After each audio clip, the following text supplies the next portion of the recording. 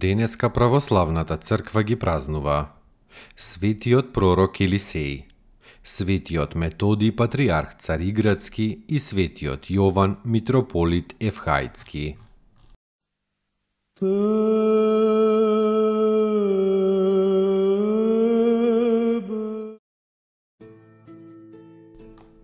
Светиот пророк Елисеј живеел 900 години пред Христовото раѓање. Кога Господ сакал да го земе кај себе престарениот пророк Илија, му открил на овој дека за наследник во пророчката служба ќе му го одредил Елисеја, син на Сафат од племето Рувимово од градот Авел-Маул. Илија му ја кажал на Елисеј волјата Господова и го прекрил со својата наметка и испросил од Бога двојна пророчка благодат за него. Елисеј веднаш го оставил домот свој и родот свој и тргнал по Илија. А кога Господ го зел Илија на огнена кочија, Елисеј останал да ја продолжи пророчката служба со уште поголема сила од Илија. По чистотата и ревноста тој бил рамен со најголемите пророци, а по чудната сила што му била дадена од Бога ги надминувал сите.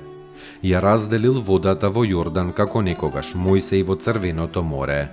Горчливата вода во Ерихон ја направил питка.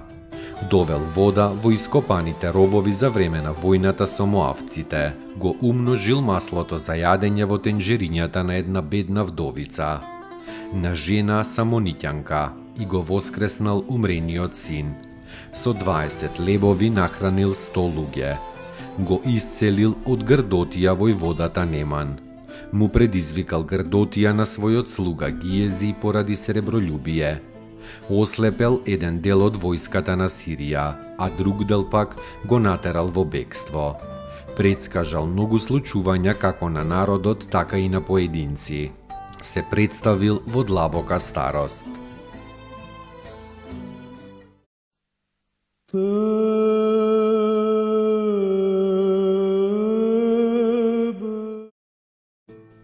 Светиот Методий патриарх Цариградски. Родум од градот Сиракуза во Сицилија. По завршувањето на световното школување се замонашил и почнал да се подвизува в манастир. Патриархот Никифор го зел кај себе на служба. Во времето на иконоборичките цареви се проучил насекаде како решителен бранител на иконопочитувањето. Поради тоа опакиот цар Теофил го затворил на еден остров, во темница со двајца обични разбойници, каде што поминал полни 7 години во влага, без светлина и без доволно храна како во гроб. Во времето на благочестивата царица Теодора и сини Михаил бил ослободен и избран за патриарх. Во првата седмица од Великиот пост Методий свечено ги внесол иконите в црква и напишал канон во чест на иконите.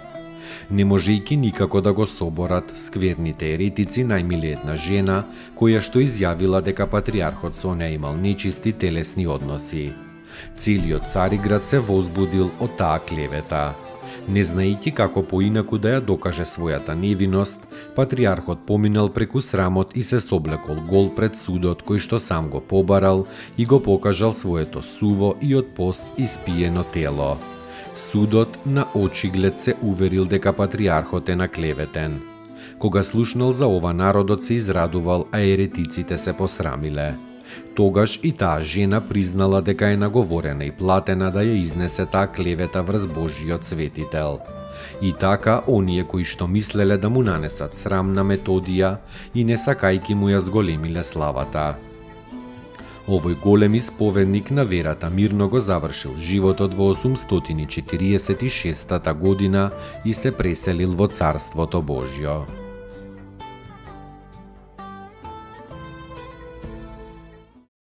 Спа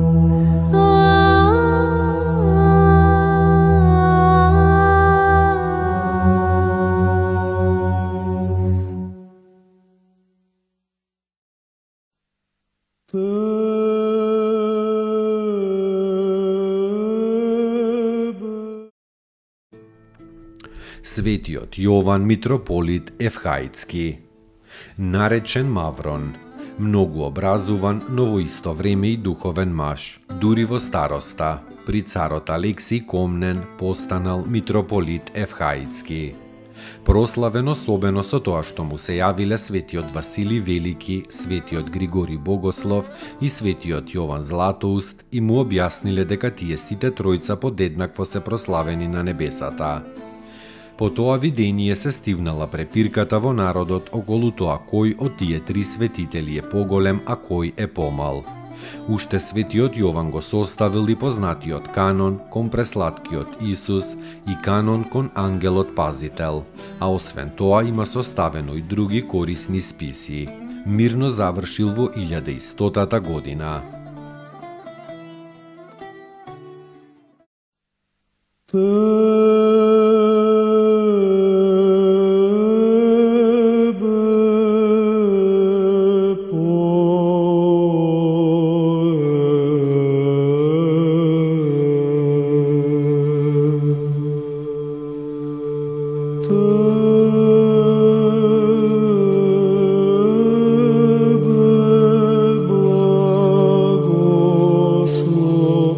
vi